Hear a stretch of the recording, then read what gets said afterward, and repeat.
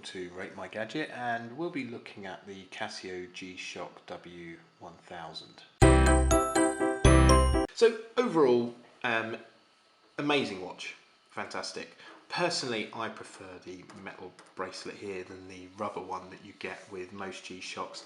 It feels very heavy, feels very strong. It doesn't come across as a plastic G-Shock where it's only built for, you know, runners or people who want to go to the gym and smash rocks and all those kind of things.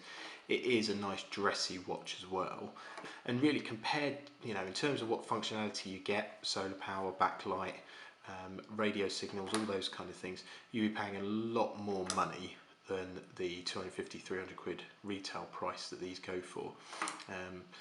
Please see our links at the bottom for where you can buy this watch. Please like, please provide your comments. We always like to hear them. So first of all, the aesthetics, the actual look of it. It's a gorgeous, stunning looking watch, so absolutely love it. You've got the kind of metal bracelet here with a nice chunkiness. From the side you've got this kind of thick set, and then on the front here you've got this kind of raised black bit which protects the glass, and then you've got this analog dial here with 3. So if I bring that closer here, there you go.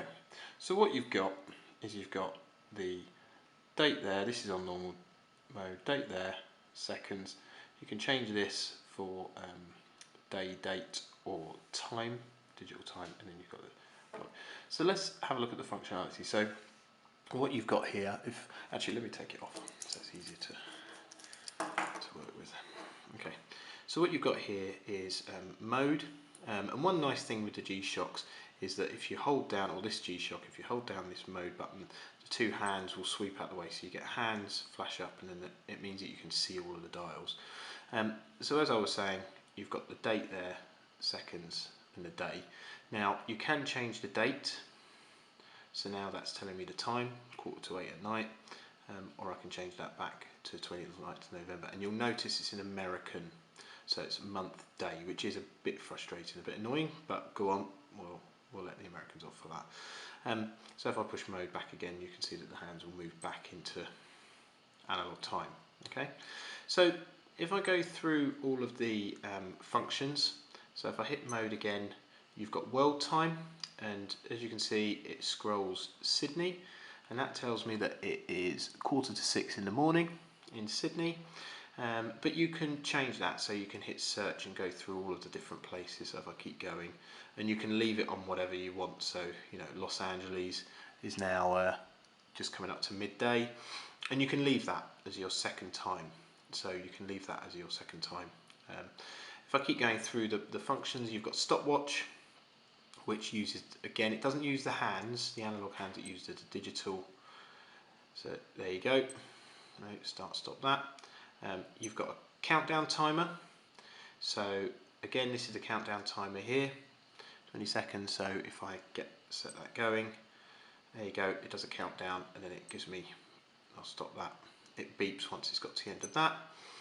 You've got alarms, so you have got 3 alarms on here, I think. Let me just check. So you've got 5 alarms, and you can have an hourly timer alarm as well. So it has got 5 alarms on it, so you can set 5 alarms, but only against your main time, so the time at the moment, not against your secondary time.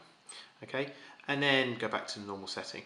So let's have a look at some of the functionality of the G-Shock. So it's a solar powered watch, so at the bottom here you've got an indicator as to what the energy levels. At the moment you can see it's on medium. I've been wearing this during the kind of winter months in the UK, and it's pretty dark, and I've never had issues with the solar power charge, and also you can't really see the solar panel on the back face here. The other thing as well with the G-Shock is it's got, you'll see there's an RCVD signal, so it actually picks up live time from radio transmitters as you're walking around. That's really good, so it means that you're getting accurate time all the time, and when you go to local areas or when you go abroad, it will change that time accordingly as well. It's got a 20 bar capability, which is just ridiculous. You know, you'd have to be diving into, you know, very, very deep water to get to a 20 bar pressure. The other things that I really like about the G-Shock as well is all of these kind of nice little features, which mean it is a G-Shock. You can wear it to be dressy going out, but at the same time it's a really sturdy flat watch. Now for the bits that I don't like about the G-Shock watch, or like less.